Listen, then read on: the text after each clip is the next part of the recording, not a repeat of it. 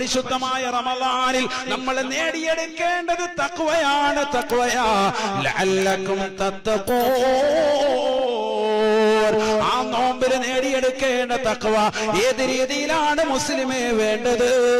നിന്റെ ജീവിതത്തിൽ തൗബ ചെയ്യണേ, നിന്റെ ജീവിതത്തിൽ തൗബ ചെയ്യണേ, തൗബ ചെയ്യണേ. തൗബയ്ക്ക് മുമ്പുള്ള കടബാധ്യതകൾ, ജനങ്ങളോടുള്ളതാകുന്ന ബാധ്യതകൾ, ആരുടെയെങ്കിലും അഭിമാനത്തിന് ശതം വരുത്തിയവനാണ് എങ്കിൽ കണ്ടുകൊണ്ട് പൊരുത്തപ്പെടിക്കണേ, പൊരുത്തപ്പെടിക്കണേ. സമ്പത്ത് കൊടുത്തു വീട്ടാനുള്ളതാണ് എങ്കിൽ അവരെ കണ്ടുകൊണ്ട് പൊരുത്തപ്പെടിക്കണേ. ഇല്ലെങ്കിൽ സമ്പത്ത് കൊടുത്തു വീട്ടണേ. ഇല്ലെങ്കിൽ നിന്റേതാകുന്ന തൗബ അല്ലാഹു സ്വീകരിക്കുകയില്ല.